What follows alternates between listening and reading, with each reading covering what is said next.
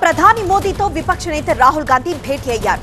Chief information commissioner, chief vigilance commissioner నియామకాలపైనే ప్రధానంగా చర్చ జరిగింది. ప్రధాని నేతృత్వంలో సెలక్షన్ కమిటీ ఏర్పాటైంది. ఈ రెండు పదవుల భర్తీలో ప్రతిపక్ష నేతకు భాగస్వామ్యం ఉంటుంది. ప్రధానితో గంటన్నర పాటు రాహుల్ గాంధీ సమావేశమయ్యారు. ప్రధానితో పాటు భేటీలో హోంమంత్రి అమిత్ షా పాల్గొన్నారు. సిఐసి, సివిసి ఎంపికలో ఏకాభిప్రాయం కుదరలేదు. ప్రతిపాదించిన పేర్లతో రాహుల్ గాంధీ విభేదించారు. సివిసి, సిఐసి 8 మంది సమాచార కమిషనర్ల నియామకంపై భేటీలో ప్రధానంగా చర్చ జరిగింది.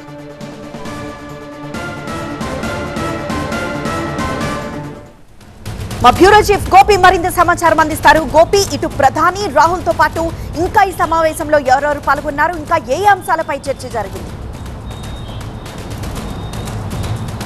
ఈరోజు CIC, CVC central information commissioners అలాగే సెంట్రల్ విజిలెన్స్ కమిషనర్స్కి సంబంధించిన నియామకాలకు సంబంధించి ప్రధాని మోడీ అలాగే కేంద్ర హోంమంత్రి అమిత్ షా, ప్రతిపక్ష నేత రాహుల్ గాంధీ పార్లమెంట్లో సమావేశమయ్యారు. సుమారు గంటన్నర పాటు ఈ సమావేశం జరిగింది. అయితే సిఐసి, సివిసిల నియామకంలో ముఖ్యంగా 8 మంది సివిసి సహా సిఐసికి సంబంధించిన 8 మంది సభ్యుల నియామకానికి సంబంధించి అత్యున్నత స్థాయి పదవులు. సో వీటికి సంబంధించి ఏకాభిప్రాయంతో మెజార్టీ ఏకాభిప్రాయంతో నియామకాలు అనేవి జరుగుతుంటాయి. కానీ ఈ ప్రభుత్వం సూచించిన పేర్ల పట్ల రాహుల్ గాంధీ తన డిసెంట్ నోట్ను ఇటు ప్రధాని అలాగే అమిత్ షా ముందుంచి ఈ సమావేశం నుంచి బయటకు రావడం జరిగింది. ప్రధానంగా సంస్థలను నిర్వీర్యం చేస్తుంది కేంద్ర ప్రభుత్వం. ఆర్ఎస్ఎస్ భావజాలం ఉన్న వాళ్ళని ఈ పదవుల్లో కూర్చోబెడుతూ ముఖ్యంగా ఉన్నత స్థాయి పదవుల్లో అది ఎలక్షన్ కమిషన్ కానీ లేక ఈ సిఐసి, సివిసి కానీ ఇతర కేంద్ర సంస్థలు అలాగే దర్యాప్తు సంస్థలు వీటన్నిటినీ కూడా కేంద్ర ప్రభుత్వం దుర్వినియోగం చేస్తుందని చెప్పి అనేక సార్లు రాహుల్ గాంధీ ఆరోపించడం జరిగింది. అయితే ఇప్పుడు ఈ ముఖ్యంగా డిసెంట్ నోట్ ఎవరైతే పేర్లను ప్రభుత్వం సూచించిందో ఆ పేర్లు ఎవరు అన్నవి మాత్రం ప్రభుత్వం బయటకు రానియలేదు. ఎందుకంటే రాహుల్ గాంధీ ఆ పేర్లను పట్ల అభ్యంతరం వ్యక్తం చేస్తున్నారు కాబట్టి సో ఆ పేర్లు ఎవరు అనేవి బయటకు వ్యక్తపరచలేదు.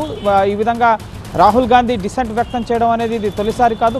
గతంలో ఎలక్షన్ కమిషన్ల నియామకానికి సంబంధించి కానీ ఇతర అంశాలకు సంబంధించి కానీ ప్రభుత్వంలో చర్చల్లో భాగంగా సిబిఐ, ఈడీ డైరెక్టర్ల నియామకానికి సంబంధించి కానీ ఇటువంటి సమావేశాలు జరిగినప్పుడు తన డిసెంట్ నోట్ని వ్యక్తపరిచిన సందర్భాలను ఇప్పుడు కూడా అదే తరహాలో పార్లమెంట్లో గంటన్నర పాటు ముఖ్యంగా ఏకాభిప్రాయం కుదిరే దిశగా చర్చలు జరుగుతున్నాయన్న ఒక చర్చ కూడా జరిగింది. కానీ గంటన్నర తర్వాత సమావేశం నుంచి బయటకు వచ్చిన తర్వాత తాను వ్యతిరేకిస్తున్నాను ప్రభుత్వం ప్రతిపాదించిన పేర్లను అని చెప్పి డిసెంట్ నోట్ని అక్కడ ఉంచేసి ఆయన రావడం జరిగింది. సో రాహుల్ గాంధీ ఎందుకు ముఖ్యంగా ఈ డిసెంట్ వ్యక్తం చేశారన్న అంశానికి సంబంధించి కూడా ఆయన స్పందించలేదు. నిన్న పార్లమెంటు వేదికగా ఎస్ఐఆర్పై చర్చ జరుగుతున్నప్పుడు ముఖ్యంగా సంస్థల్ని నిర్వీర్యం చేస్తోంది ఆర్ఎస్ఎస్ భావజాలం ఉన్న వాళ్ళని, ముఖ్యంగా వివిధ యూనివర్సిటీలకు సంబంధించిన వీసీలను కూడా తమకు నచ్చిన వారిని నియామకం చేసుకుంటూ వ్యవస్థల్ని తమ ఆధీనంలో తమ గుప్పెట్లో ఉంచుకోవాలని చెప్పి భావిస్తుంది ప్రభుత్వం. అందులో భాగంగానే ఈ ముఖ్యంగా అన్ని వ్యవస్థల్ని కూడా వాడుకుంటుంది కేంద్ర ప్రభుత్వం అని చెప్పి ఆయన వ్యక్తీకరించాడు.